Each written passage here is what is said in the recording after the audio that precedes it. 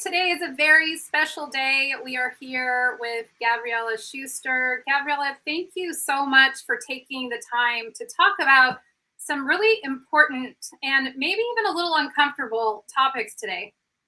Oh, yeah. Pleasure. Pleasure is all mine. And thank you for rescheduling. As you know, I was in jury duty. I told the judge I cannot miss this interview again, so I got released. No, I'm just kidding. I got released, but I considered using that. But anyways, I am so glad that we got to reschedule for today. And before we get into talking about the incredibly vital topic of pay transparency, I thought that I would ask you a little bit about what got you to this point. I mean, what got you to where you achieved your success over your 25-year span at Microsoft, your multiple boards domestically and international, and all of the amazing things that you're doing. What inspired you as a younger person? Well, I think that, one of the pivotal moments in my life was when I was a junior in college. I was going to school for genetic engineering at the time, and my dad, who had been running a department at a hospital for about 27 years, got laid off, and it was a horrible moment for him and for our family, and watching him kind of go through that, and just seeing how much his own ego, his own sense of identity was tied to his job, made me rethink a lot about what I was heading towards and what I was going to do. And I decided that I didn't want to be specialized. I wanted to be more of a generalist, and that throughout my career, I was going to make sure that I was building as much equity in myself as I was building in the organization that I worked for, and really looking at being more of a jack of all trades. And so I jumped out of genetic engineering, and then just graduated with a degree in psychology, because that was what I had enough credits for from all my science background, and then jumped into the workforce as a result. It was a really pivotal moment for me. And excuse me, if for any of emerging leaders, or maybe women who might be at that point that you were then, in reflecting, do you have advice on that, to be, just from your experience and what you learned from your dad? Yeah, I mean, I think there's a few things that that I would tell my younger self now, right? And as I mentor people, I tell them this, right? And that is the decision you make when you're in school, the degree you get, like, there is a handful of people that are actually doing what they studied to do when you talk to them 20 or 30 years later. And the first thing you do, it doesn't have to be the thing that defines you. You are going to change things up multiple times throughout your life.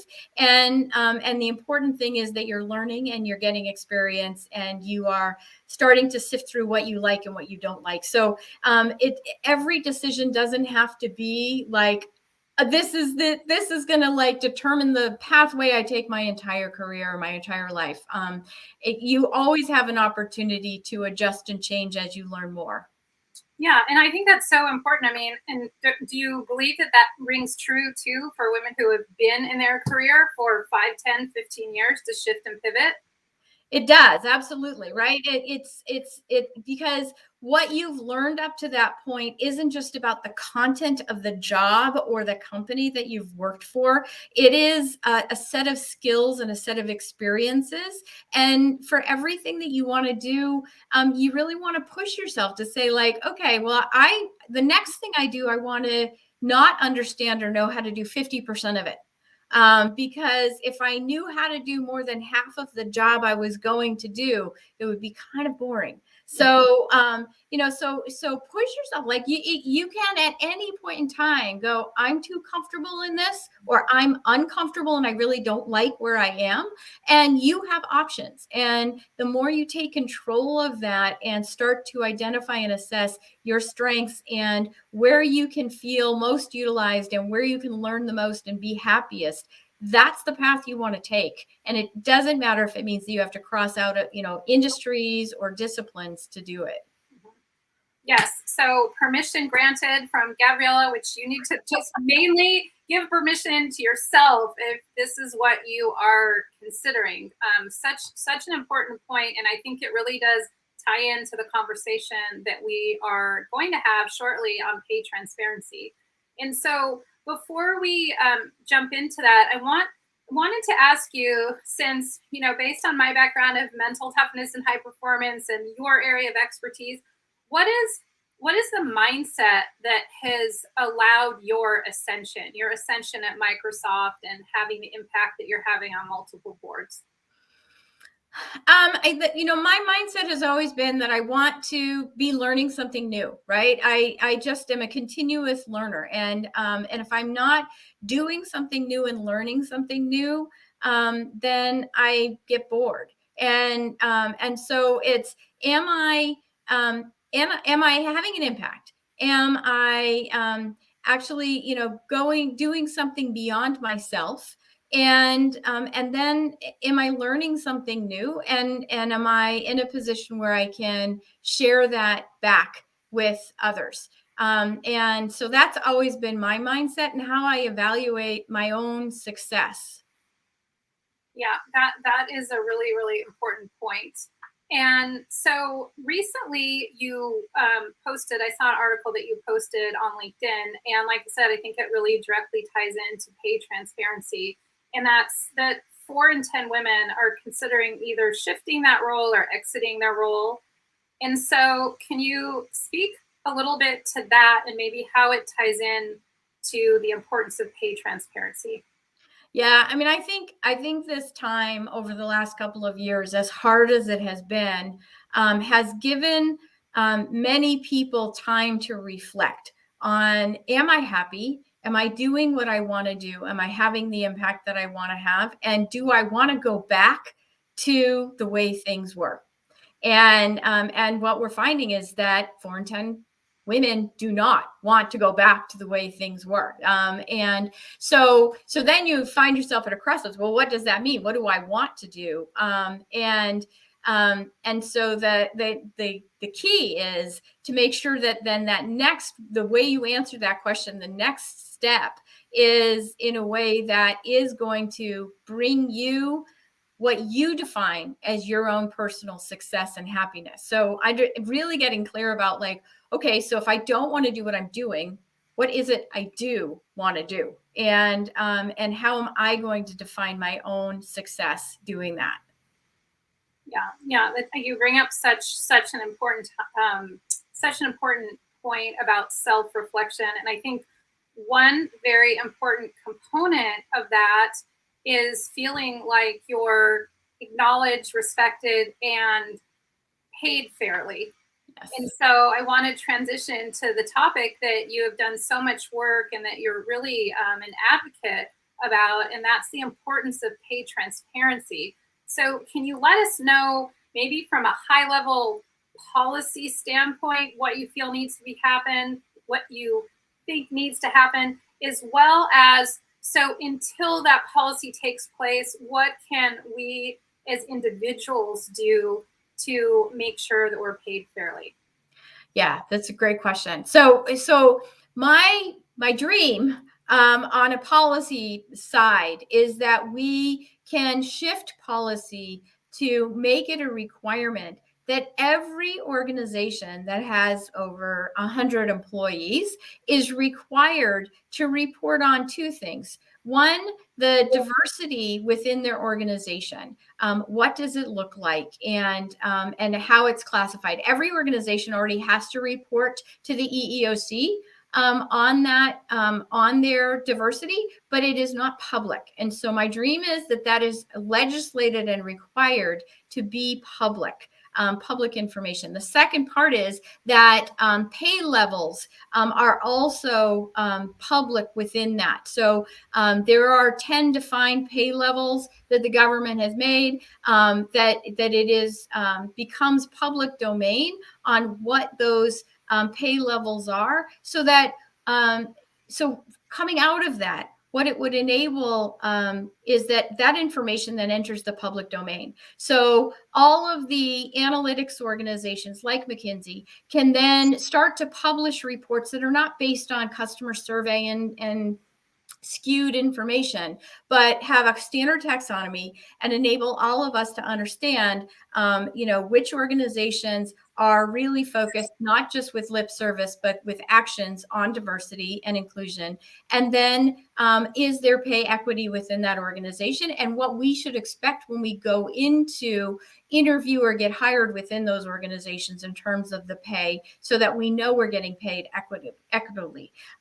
So that would be my dream. And and I think we have a roadmap, a pathway to get there, but it may be a long haul. And hopefully the work that we're all doing and that everyone listening can do will accelerate that. But in the meantime, it does leave us with, what do we as individuals do to make sure that we are getting paid equitably for the work that we do? And the number one thing that we have to do is to recognize that we are doing good work and we are worth market value, right? The second thing is to then understand, what is market value. So you have to go and do the research on the many websites that actually talk about different disciplines and how much people make and what's the range, and then maybe even have that uncomfortable conversation with other people who are doing the job you want to do, and ask them, how much do you make? So that you have a sense of how much you should expect to make. And then when you go in to talk with a potential employer about how much you need to make, how much you deserve to make, that you practice having that conversation, and you believe it, and that you go high, because you can always back down, but you can't you can't go in saying, I want one cookie, and then leave saying, I want two cookies, right? You can always say, I want two cookies, and then back down and say, okay, one cookie is okay enough, right? And so, you've got to practice that, and you have to believe in it, and you have to be willing to go, even push yourself to go like 10% higher than what you even were gonna say, so you have some place to go back from. Mm-hmm. Yeah. So it sounds like, while the policy is hopefully changing in the background, that we women have personal responsibility to help move the needle. And it comes from doing our homework, being very educated, and asking some of the uncomfortable questions, and asking other people, maybe, excuse me, especially some of our male counterparts, what do you make? And doing that research, that homework, and then also practicing more than maybe you think that you need to. And we talked a little bit earlier before we went live about, world-class performers, they really practice in an environment that's safe. So in other words, don't do your homework and then go to your interview. It might be, do your homework, practice with your spouse, your partner, your kids, whoever need be, or a colleague, and really over prepare. And you bring up a good point too about being worthy, making peace, and looking yourself in the mirror and knowing that you are worthy of that salary, worthy of 10% higher than that salary, and really learning how to negotiate that and believe in yourself. Yeah. I mean, I had an interesting conversation with one of the people that I mentor, is just coming out of school, and went in for an interview on an internship, and they offered her a salary. Before she accepted it, though, she did a very smart thing, and she said, well, let me think about it. And she went and she asked one of her peers, who was that man who had interviewed also and been offered a salary. And she asked him, what did they offer you? And he told her, and it was 20% higher than what they offered her. And she went back and said, oh, you know what? There's a lot going on for me. I think that to be fair, I would need to make, and she told him the number that was comparable to him. And they gave that to her, right? But I was still astonished that even today, I mean, like that is like new hire, just an intern, that they were already setting that level of disparity. And so, yeah, I mean, you have to, you know, what you can use different tricks. You can say, well, let me think about it. Let me take that under advisement. I have a lot of things going on. Let me consider it, right? So that you can then take the actual figure that they've given you and go see if you think that is really fair. Yeah, it's really surprising to hear, but it's also so important to have that skill as a young person, because she'll know better going forward into her career for sure. Now, is there anything else when it comes to policy? What do you think is the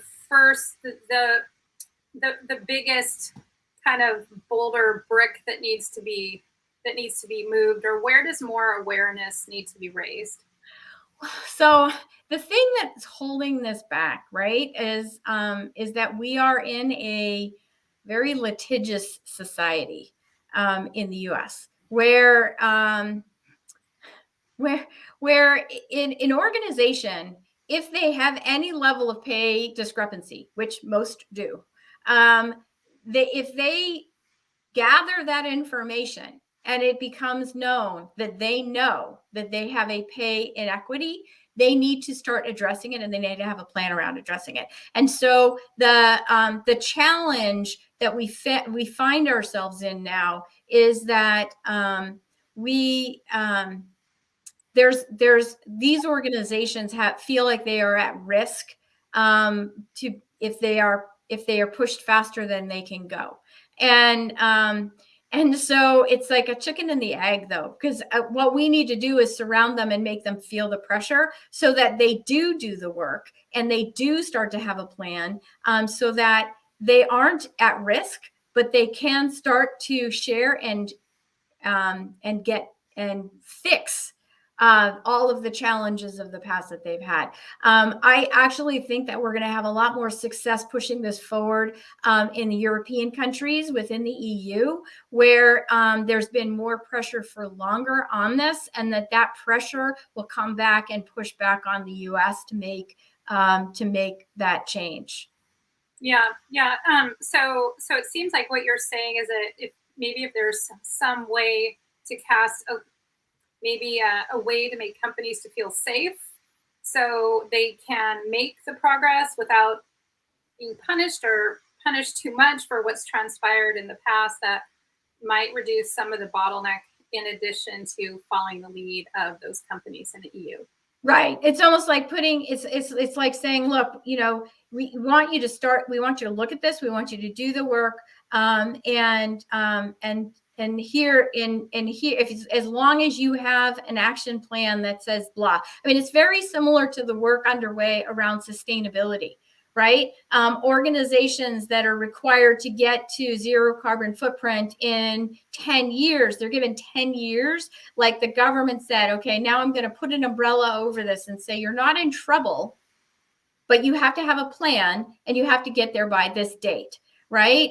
That's what has to happen around pay equity, is that we have to have stated goals, stated milestones, and then kind of put an umbrella over it that says, as long as the following 3 things are true about the actions you're taking, then you won't get in trouble for where you are today. Right?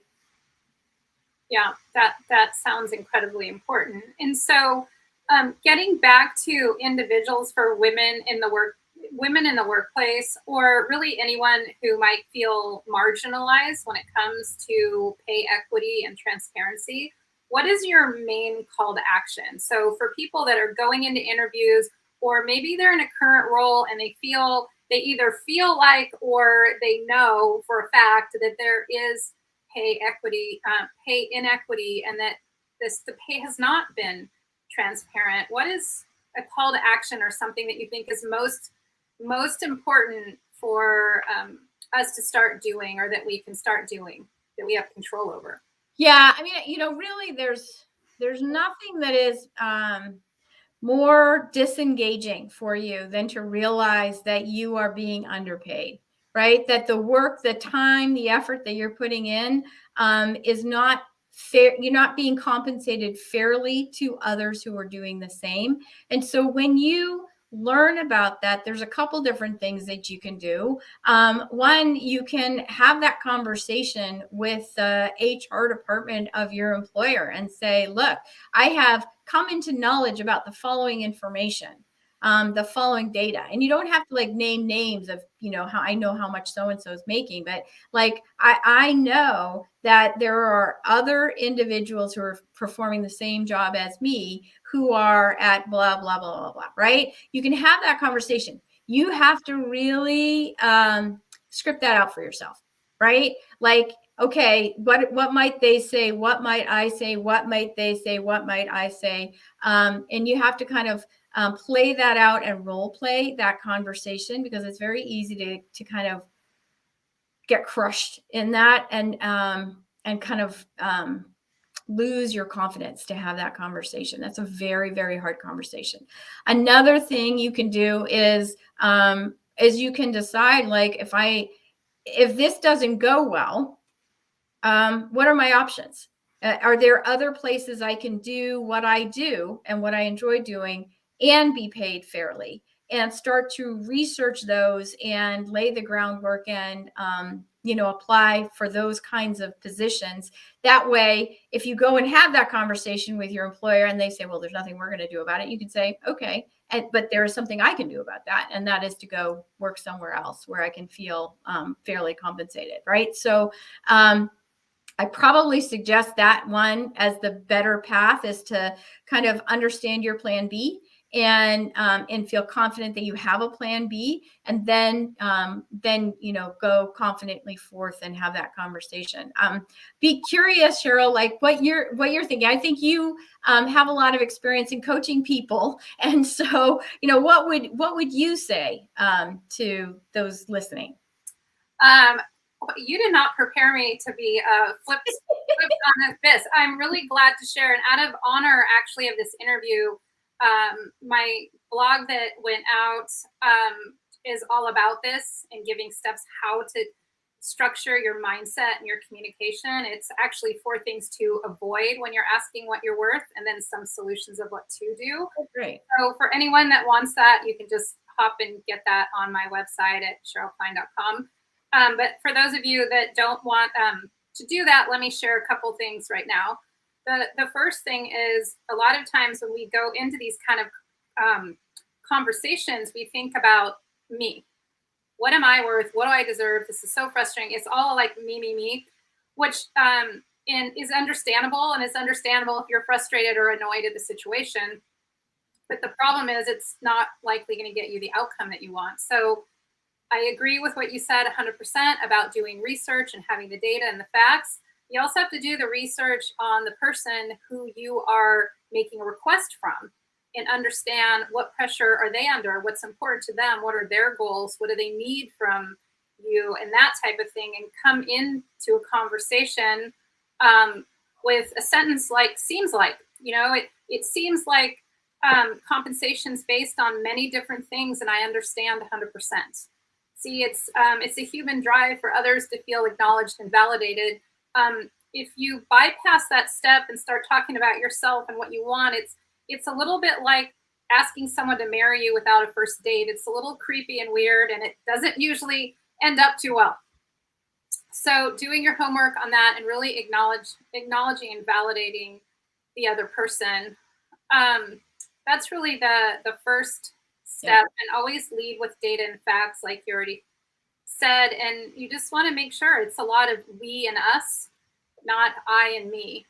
Because when women or anyone who is marginalized or not being paid fairly, it's really a win-win if they can be paid fairly. So it's similar to a little bit of what Stephen Covey talks about in the 7 Habits, but you always want to make sure these conversations are less about I and me and more about we and us and shared common goals. Yep. And then really just learning how to influence, which is a longer conversation than the few minutes that we have today, but learning how to structure the communication so the other person comes up to your perspective, that it makes total sense for you to get paid what you're worth. It's not about you convincing. So maybe we'll have part 2 when we talk about that, but hopefully that answered your question and was also, helpful to anyone who's listening if they're preparing for one of these uncomfortable conversations. And there's also tools and resources to be emotionally agile, because understanding how to manage your emotions in these conversations is important too. Yeah, absolutely. These are definitely, it feels, when you start into that conversation, it feels very personal.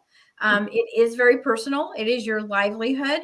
And so, thinking about it from, as you said, from the company's perspective, but then also from, what is the win-win? What is the contribution and the effort, and just being clear about what is a good outcome and how do we get there?